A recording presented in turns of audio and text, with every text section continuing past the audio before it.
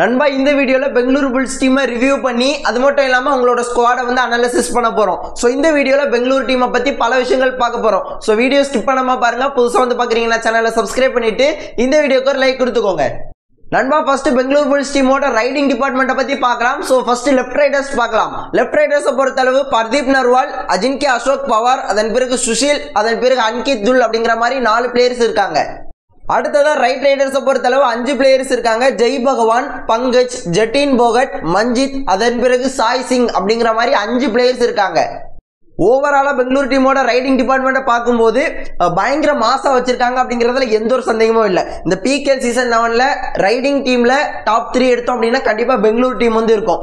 ஏன்னா அவங்களோட பிரைமரி ரைடரான அஜின்கே பவார், பர்தீப் நர்வாலை எடுத்துட்டாலுமே அவங்க கிட்ட ப்ராமிசிங்கான யங்ஸ்டர்ஸ் இருக்காங்க. ஒரு ஜெய் பகவானா இருக்கட்டும், யூம்பா டீமுக்கு எந்த அளவுக்கு பொட்டன்ஷியலா வெளிப்படுத்தினாரு தெரியும். அதை தாண்டி நேஷனல் கேம்ஸ் நீங்க பார்த்திருந்தீங்க அப்படின்னா அவரோட சொந்த மாநிலத்தான ராஜஸ்தான் டீமுக்காக உயிரை கொடுத்து பிளே பண்ணியிருப்பார். அப்படிப்பட்ட ஒரு பிளேயர் வந்து ஜெய் பகவான் அவர் இருக்காரு. அது மட்டும் இல்லாம இன்னொன்னு வந்து பாத்தீங்கன்னா முக்கியமா பிகேஎல் சீசன் 11ல player to watch out for யாருன்னு ஏன்ட்ட கேட்டீங்கன்னா நான் இந்த பிளேயர் தான் சொல்வேன். பங்கஜ் பயங்கரமான பிளேயருங்க. பங்கஜை பொறுத்தளவு நான் ஒரு சின்ன எக்ஸாம்பிள் சொல்றேன். நம்ம தமிழ்நாட்டில் இது வரைக்கும் 2 ஆல் இண்டியன் கபடி டோர்னமெண்ட்ல அவர் பிளே பண்ணியிருக்காரு. யாதவ் அகாடமி டீமுக்காக, சவுத் சென்ட்ரல் ரயில்வேஸ் டீமுக்காக அவர் பிளே பண்ண 2 ஆல் இண்டியன் கபடி டோர்னமெண்ட்லயும் அவர் தான் best raider. All Indian kabaddi டோர்னமெண்ட்னா சும்மா சின்ன சின்ன டீம்ஸ் எல்லாம் வராது. தமிழ்நாட்டோட பெஸ்ட் டீம்ஸ், இந்தியாவோட பெஸ்ட் டீம்ஸ் எல்லாருமே வருவாங்க. அதுல பல பிகேஎல் ஸ்டார்ஸ் பிளே பண்ணுவாங்க. அதுல நல்லா பிளே பண்ணி டாப் ரைடரா வந்திருக்காரு. அப்ப நீங்க நினைச்சு பாருங்க எந்த லெவலுக்கு அவரோட பொட்டன்ஷியல் ஸ்ட்ரென்த் இருக்கு அப்படிங்கிற மாதிரி. பயங்கரமான ஸ்பீடு. கண்டிப்பா இவரை வந்து பிகேஎல் ஸ்டேஜ்ல பாக்குறதுக்கு நான் ரொம்ப ஆர்வமா இருக்கேன். அதன் பிறகு ஜெட்டின் போகட் இருக்காரு. அதன் பிறகு ஈரான் பிளேயர் சாய் சிங் இருக்காரு. இதெல்லாம் தாண்டி லாஸ்ட் சீசன் பெங்களூரு டீமுக்காக நல்ல பர்ஃபார்மன்ஸ் கொடுத்த சுஷீலா இருக்கட்டும், அன்கிட்டா இருக்கட்டும், ஸோ இவங்க எல்லாருமே டீம்ல வந்து இருக்காங்க. ஸோ இப்படி இருக்கும்போது அவங்களோட அந்த யங்ஸ்டர்ஸ் வந்து பாத்தீங்கன்னா பயங்கர பொட்டன்ஷியல் உள்ள யங்ஸ்டர்ஸா வச்சிருக்காங்க. இதுல என்ன ஒரு பிரச்சனை அப்படின்னு கேட்டீங்கன்னா யாருக்கு ஸ்டார்டிங் 7ல வாய்ப்பு கொடுக்க போறீங்க, எந்த மாதிரியான காம்பினேஷன்ஸ் நீங்க ட்ரை பண்ணி அதை கரெக்டா ஒர்க் அவுட் பண்ண வைக்க போறீங்க, இந்த மாதிரியான கேள்விகள் இருக்கு. இதை மட்டும் பெங்களூரு டீம் வந்து கண்டுபிடிச்சிட்டாங்க, அந்த காம்பினேஷன் மட்டும் கண்டுபிடிச்சாங்க அப்படின்னா இந்த பிகேஎல் சீசன் 11ல பெஸ்ட் ரைடிங் டீம் வந்து வச்சிருக்கிறது வந்து பாத்தீங்கன்னா பெங்களூரு புல்ஸ் தான். இப்போ பெங்களூரு டீமோட டிஃபென்ஸ்க்கு வரலாம். டிஃபென்ஸ் அப்படின்னு வரும்போது ஃபர்ஸ்ட் கார்னர் பார்க்கலாம். கார்னர்ல ரைட் கார்னர் அப்படின்னு பார்க்கும்போது 3 பிளேயர்ஸ் இருக்காங்க. ஒன்னு வந்து பாத்தீங்கன்னா சௌரப் நந்தால், அவருக்கு பேக்கப்பா நம்ம தமிழகத்தை சேர்ந்த பாபு, அவருக்கு பேக்கப்பா தாய்லாண்டை சேர்ந்த ஹொசைன் அப்படிங்கிற மாதிரி ஒரு பிளேயரை வந்து எடுத்திருக்காங்க. லெப்ட் கார்னர்ல டோட்டலா 3 பிளேயர்ஸ் இருக்காங்க. நிதின் ராவல், அசோக் பவார், அதன் பிறகு சந்திர நாயக் அப்படிங்கிற மாதிரி கர்நாடகா மாநிலத்தை சேர்ந்த ஒரு பிளேயரும் இருக்காரு. அடுத்ததா கவரை பொறுத்தளவு ரைட் கவர்ல வந்து 2 பிளேயர்ஸ் இருக்காங்க. ஒன்னு வந்து பாத்தீங்கன்னா தமிழகத்தோட எக்ஸ்பீரியன்ஸ்டு கவர் பொசிஷன் பிளே பண்ணக்கூடிய ஒரு பிளேயர் பொன் பார்த்திபன் இருக்காரு. அவருக்கு பேக்கப்பா லக்கி அப்படிங்கிற மாதிரியான ஒரு பிளேயரும் இருக்காரு. லெப்ட் கவரை பொறுத்தளவு 2 பிளேயர்ஸ் இருக்காங்க. லாஸ்ட் சீசன் பெங்களூரு டீமுக்காக கவர் பொசிஷன்ல இருந்து நல்ல பர்ஃபார்மன்சஸ் கொடுத்த பிரதீக் இருக்கார், பிரதீக் குலியா. அதன் பிறகு இன்னொரு பிளேயர் வந்து பாத்தீங்கன்னா ரோஹித் சர்மா அப்படிங்கிற மாதிரி 2 பிளேயர்ஸ் இருக்காங்க. பெங்களூரு டீமோட டிஃபென்ஸை பொறுத்தளவு பயங்கர பேலன்ஸா வச்சிருக்காங்க அப்படிங்கிறதுல எந்த ஒரு சந்தேகமும் இல்லை.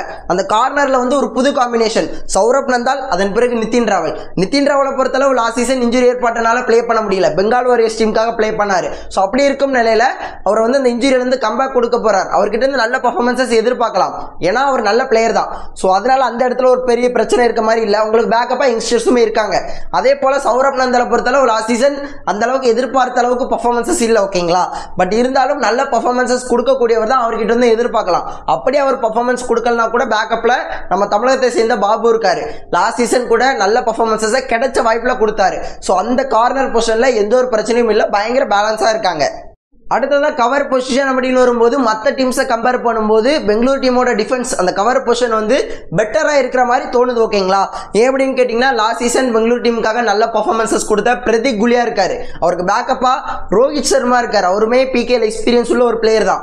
அதே போல லெஃப்ட் கவர் அப்படின்னு வரும்போது நம்ம பொன் பார்த்திபன் அண்ணன் இருக்காரு, எக்ஸ்பீரியன்ஸ்டு கேம்பெயினர் பெங்களூரு புல்ஸ் டீம்ல இருக்காரு. லாஸ்ட் சீசனும் கிடைச்ச வாய்ப்பை பிரில்லியண்டா பயன்படுத்திக்கிட்டாரு. அவருக்கு பேக்கப்பாவும் ஒரு நல்ல யங்ஸ்டர் இருக்காரு. ஸோ இந்த கவர் காம்பினேஷன் ஓரளவு லாஸ்ட் சீசனே நம்ம பார்த்த காம்பினேஷன் தான். ஆனா ஒரு 2 மேட்சஸ் தான் பார்த்திருப்போம். இந்த சீசன் அது எப்படி இருக்க போது, என்ன பொறுத்தளவு அந்த கவர் காம்பினேஷன்ல எந்த ஒரு பிரச்சனையும் இல்லை, பயங்கர பேலன்ஸா இருக்காங்க. ஓவராலாக பெங்களூர் டீம் வந்து இந்த பிளே ஆஃப்குள்ளே கண்டிப்பாக ரீச் ஆயிடுவாங்க அப்படிங்கிறத எந்த ஒரு சந்தேகமும் இல்லை. பயங்கரமான டீம் வந்து வச்சுருக்காங்க.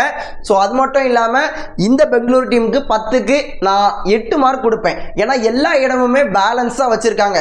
அந்த யங்ஸ்டர்ஸ் வந்து அந்த டெலிவர் பண்ணால் மட்டும் போதும், அவங்க வந்து வேறு லெவலில் போயிடுவாங்க. ஸோ கண்டிப்பாக பெங்களூர் டீம் இந்த சீசன் ஏதோ ஒன்று பண்ண போகிறாங்க. அந்த யங்ஸ்டர்ஸ் தரமாக பண்ணாங்க அப்படின்னா அதை தாண்டியும் டீம் வந்து பயங்கர பேலன்ஸாக இருக்குது.